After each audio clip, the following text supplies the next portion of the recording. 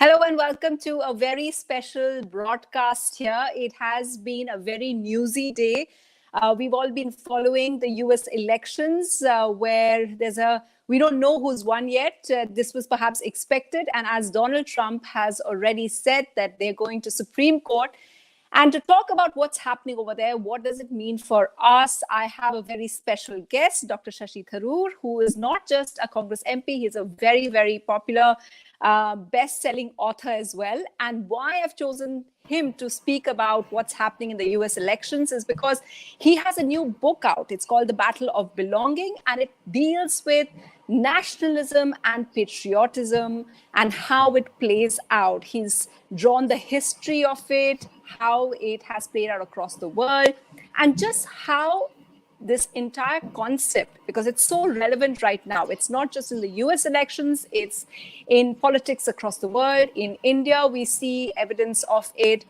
And that's what Shashi Tharoor does in his new book. And as we all watch across the world, we're watching what's happening in America right now. Perhaps it helps to have someone who has studied these concepts to understand and how to look at these elections. So Shashi Tharoor, thanks very much. And just to kind of a note to our viewers, you can actually track this interview on any one of our platforms. We're there on hindustantimes.com. We're also there on our YouTube channel. And of course, we're also on Twitter and Facebook. So Dr. Tharoor, thank you very much for speaking with us. Thank you. It's good to be with you, Sunetra. I think your new incarnation looks suspiciously like your old one then. That's true, actually. I wanted to ask you, have you been up all day, early morning, following what's happening over there in the US? Not all. Well, I've been following it since I woke up, but I wouldn't say I woke up for it because I was pretty sure we wouldn't have anything definitive. But as the results kept coming in, I had some meetings during the day in which the topic of conversation was indeed how it was going. And I think there's an interesting perception that's widely shared that, in fact, the experts are just not getting it right when it comes to elections anymore, because all the polls, all the analyses seem to converge on a fairly convincing and rapid victory for Mr. Biden. And instead, what we've got is a neck-and-neck battle in which Mr. Trump has done surprisingly better, and so has his party, in a number of senatorial races. And Mr. Trump has held a lot of states that were assumed to be in play, judging by the polls. So it's fascinating, and I must say it's been an incredibly interesting day, which will continue. Of course, we will go to bed in India without a result, and then I think we will wake up tomorrow morning and see what else has happened since. I know, and when we slotted your interview, Shashi Tharoor, at that time I thought that at 7 o'clock, hopefully by then we should have a clear indication of who's going to be in the White House. We're going to have a very clear-cut interview over here. And of course, as you said, it's perhaps going to be days. And as Donald Trump has already said, he's going to Supreme Court. So yes, it is going to, I don't think we have any clear resolution just yet. But I want to start on, you talked about the fact that how the pollsters got it wrong. But I want to touch on some of the ideas which you talk about in your book and which seem to have got highlighted in this election as well. I want to start by asking you about racism. Now, Donald Trump, whether it's his first in 2016 bid or right now his re-election campaign, the whole thing about Make America Great Again, you talk about that, how it's an instance of the kind of nationalism. And of course, I don't want to, for people who go into if you're interested in this, you must read Shashi Tharoor's book because he kind of illustrates how patriotism is different from nationalism. It's something which gets confused quite a lot by all of us. But, the fact that Trump has used this again, I think one of the takeaways from this election in the results today is the fact that the Latino voters, one of the things that Donald Trump has been known for is the fact that in the first campaign, at least, he talked about building the wall. So it was kind of understood the fact that Latinos are going to go with the Democrats, and the fact that it's the Latino voters who have come out and led to the kind of win in Florida for Donald Trump it kind of, does that illustrate for you how fluid all of this about identity can really be? Well, actually, the Latino story has been a bit exaggerated in the sense that I've got the breakdown of the exact numbers, Sunitra, and it's 36% of Latino men voted for Trump, 61% voted for Biden. So a good, convincing majority still went for Biden, and amongst Latino women, even higher, 70% went for Biden, and only 28 for Trump. So we should understand that if you look at the overall picture, the bulk of Mr. Trump's support, if you're looking at race or ethnicity, has come from the white population. It looks like he got 58% of all white men and 55% of all white women, even though Biden had a woman on the ticket. Whereas he lost overwhelmingly amongst black men, black women, Latino men, Latino women, and all other races as well as a lump category. So, yes, you began by talking about racism. In my book, I describe both globally and specifically in the Indian context, the issue of the different kinds of nationalism that exist in the world. And after going through a detailed typology of 9 types, I basically boil it down to 2 kinds. One, which is a nationalism based on identity, which includes ethnicity or race, religion, language, and so on. And the other based on what's called civic nationalism, which is a nationalism of institutions and constitutions rather than one of identity.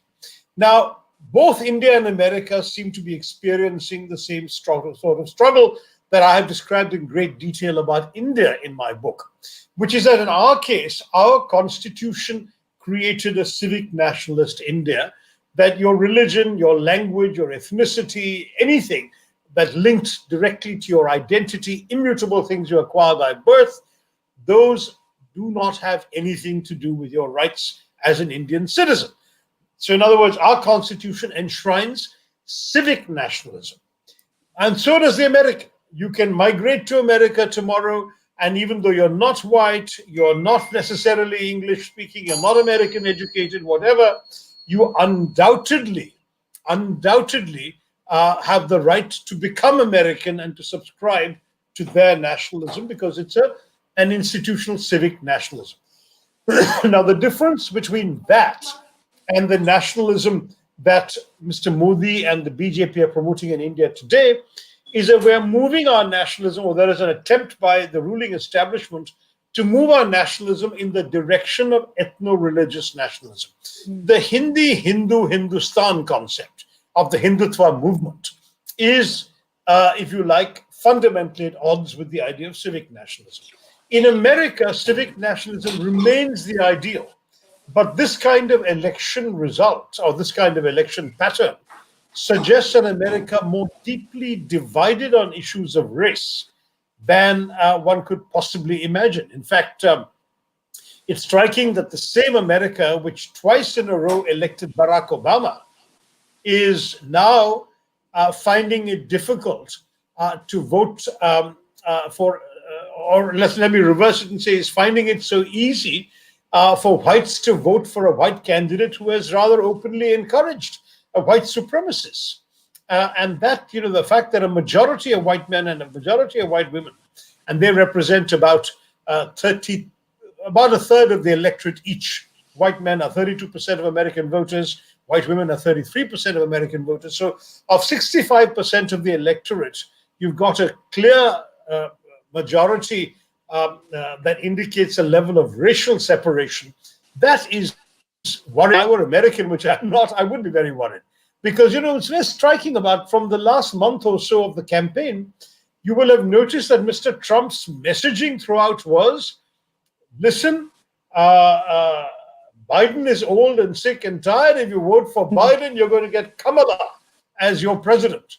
And that was a very clear coded message that if you don't want the prospect of this black woman being your president, or black and minority woman being your president, then you better not vote for Biden, vote for me. That message may well have sunk home with some of the white voters in the country. No, so I'll come back to Kamala later, and of course the Indian connection over there. But as you talk about, if you talk about racism, what's interesting is while obviously nationalism and this kind of racism seems to sell as a narrative. Would you say that's correct, that it sells? Because right at the same time, we're also seeing the women of color who are called the squad, AOC and others, Ilan Omar and others, they've all won back. They've come back to Congress. So there is, of course, they have their voters there in their own constituency. They've managed to, protect that.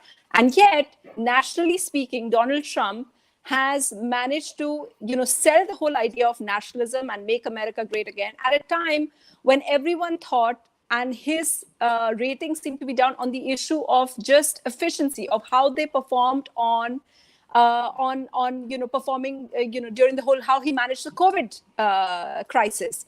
At a time when New Zealand has allegedly voted back Jacinda Ardern because of the way she managed the COVID crisis. It seems to be something that a lot of Americans, because we don't know the outcome just yet, but obviously he's managed to retain a lot of the constituency who didn't care for whether he mismanaged it or not. They didn't care for the fact that he himself, because of not caring, he kind of contracted the virus himself. It was a super spreader. White House became a super spreader area. So it seems to be that nationalism is something that really sells, and much more than real issues, which in some other countries like New Zealand, we just got the message from there that maybe real issues are what matters to voters. But over here, it looks like, no, when it comes to America or some other countries, it's nationalism that counts. You've put a lot of things in there, Sunita. I know, On your first point about liberals getting elected, yeah, I mean, if 55% of white people voted for Mr. Trump, that does mean there are 45 out there who think differently. And in the other groups, of course, there's a major majority, as it were, for Democrats. So it's not surprising. I think the Democrats will carry the House of Representatives. And what's been interesting to offset your remarks about the liberals getting re-elected is the fact that some of the conservatives who were expected to lose didn't lose. So Lindsey Graham, who notoriously announced in the last year of Obama's term, when he blocked, along with Mitch McConnell, then he blocked the confirmation of a Supreme Court justice nominated in February by Obama, saying that in principle, no Supreme Court justice should be nominated in the last year of a president's term. That was in February of 2016. This year, in October of 2020, he and Mitch McConnell essentially broke their word and their public pledges to the American people and said, we're going to appoint somebody whom Mr. Trump has nominated. And what was interesting about that was that many people thought this was the end of Lindsey Graham. If not Mitch McConnell, who's in a very safe seat, that Lindsey Graham was looking vulnerable and that this would be the last straw. Well, both Lindsey Graham and Mitch McConnell have won their seats in the Senate. So you really have arguments on both sides that, if you like, both extremes are finding validation. So that's on the first part of what you say. On the question of COVID performance, I agree with you. I think it is quite bizarre that a man who visibly, according to every single American analyst, has failed spectacularly in managing COVID, that such a person has got elected despite COVID and despite his failure. I mean, the large number of Americans who've died, I think over 200,000 who've died, and the millions who've contracted it because of the lack of proactive policies, and the president setting a bad example of not wearing a mask himself, all of these things, and the lack of clear direction, the lack of provisioning, the lack of masks and PPE in the initial stages of the pandemic, all of these things that could have been laid at Mr. Trump's door do not seem to have hurt him. He's got the votes anyway. On your third point about nationalism, yes,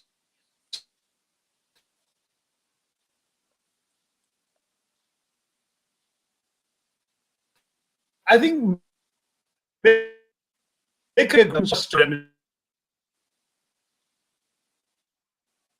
Mexico to pay for it. Well, Mexico hasn't paid for a penny of it, and he hasn't built most of that wall anyway. What little has come up has potential structural and other practical problems, but his failure to fulfill that sort of nationalist agenda hasn't actually hurt him. His talking tough to China may or may not have helped. but he's not been terribly assertive elsewhere. He bombed Syria once and then didn't do anything about it. He's pulling out of Afghanistan, is negotiating a capitulation to the Fed. It seems to be more rhetoric. Dr.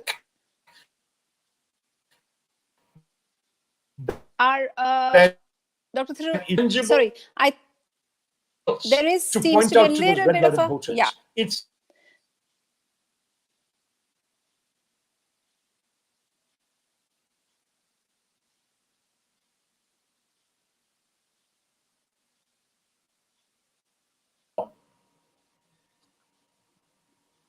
Hi, sorry, I think we lost you for a bit with the internet connection. It's one of the things that, yes. Okay. So where did you? Would you like me to repeat anything that I was saying? Because I don't know. No, it's towards the tail end. Just towards the tail end. I wanted to just touch on something that closer to home now. How do you think? What do you think of the fact that there are of course so many Indian connections with this election?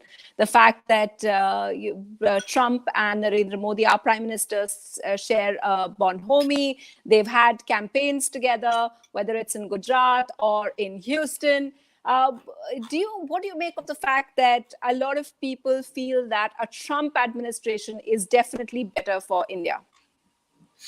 Well, it's a bit of a mixed bag. Yes, there is a bit of a bromance that's gone on. You're right. And that bromance, which manifested itself in Howdy Modi in Houston and Namaste Trump in Ahmedabad, all of that has led people to assume that that this relationship would be better if these two individuals continued it. But relationships between big countries are not about individuals, Sunetra.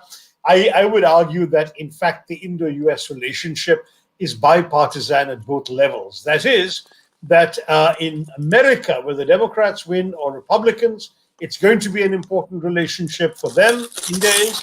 And in India, whether the BJP is in power or Congress is, it's going to be important for us. And the reason is that I'm claiming this is because it's become very evident already from what we've seen over the last few administrations. Clinton and Obama were Democrats, Bush and Trump are Republicans. And yet there's been a consistent leading of friendship towards India. Similarly, Manmohan Singh negotiated the nuclear deal and Narendra Modi carried out this romance with the American presidents that have followed. So my gut feeling about this is that the relationship is secure irrespective of who wins in America this week. I wouldn't worry about that. One thing that I would say, however, is that there are some reasons for us to worry. Mr. Trump has not always been ideal for India. His stance on trade and tariffs, immigrant and work visas, the famous H-1B, and even on environmental policies, his throwaway comments on India about the Paris Accord, that India is asking for a lot of money to fix its environment. He's saying India is a filthy country with filthy air. All of these things don't suggest that he's been particularly friendly or well-disposed towards India. So I wouldn't be totally giving Mr. Trump a free pass as a friend of India.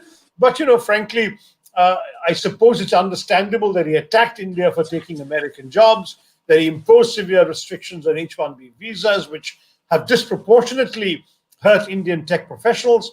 As long as we are getting progress in other things that matter to us, for example, on security cooperation, intelligence sharing, some of the geopolitics surrounding the Quad, we've been willing to adjust a little bit when it comes to the disagreements on trade, tariffs as well. But if Trump comes, we will have a far more transactional relationship than we've had with any previous president. So I think that the 4 years of Trump have not been an unmitigated blessing for India by any means.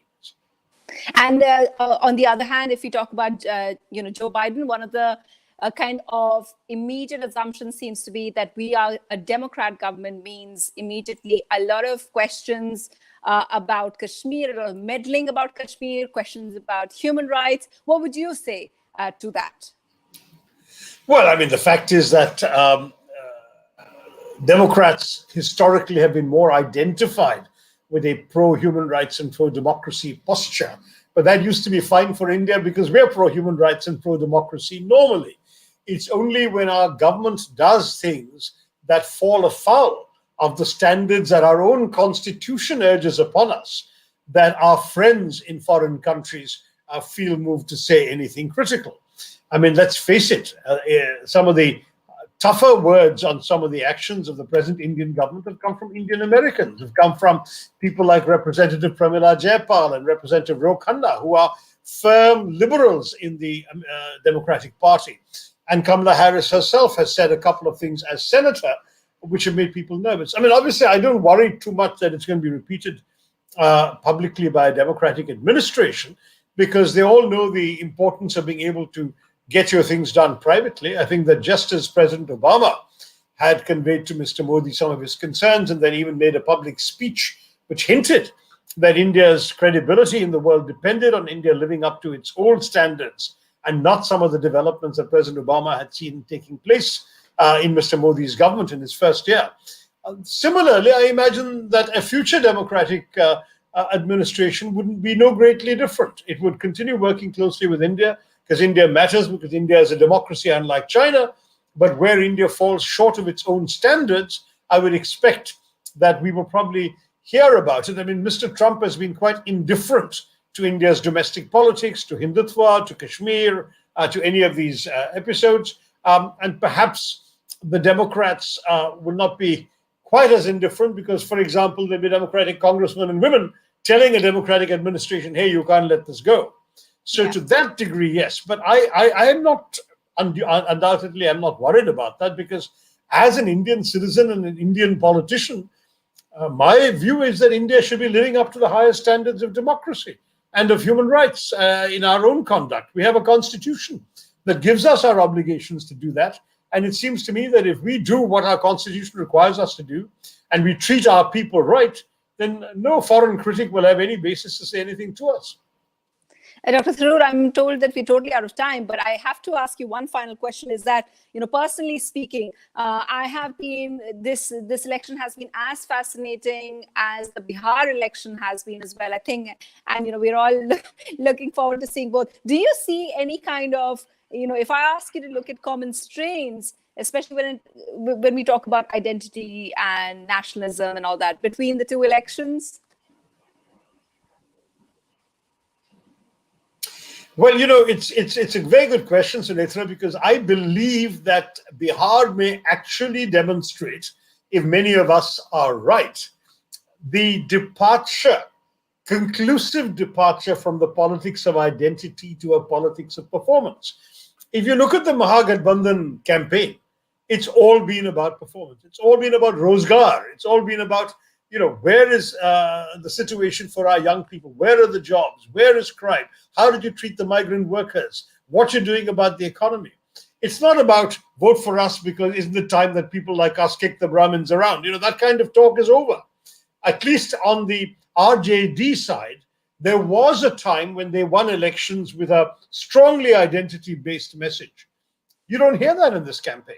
So my argument would be that if the Gathbandhan does as well as some of us are picking up that it will do, that it actually will be a repudiation of identity politics and a reassertion that the Indian electorate now wants to judge governments by what they do, not who they are or who they claim to represent. And that, I think, would be a very good step forward for Indian politics. To my mind, the Hindutva lobby will then learn that merely talking about Hindu unity or Hindu advancement or Hindu interests will no longer be enough, because Hindu interests, like Muslim interests and Christian interests, are also to have jobs, to have a decent functioning economy, to have opportunities to improve our lives, to have decent education, drinking water, food, all of these things.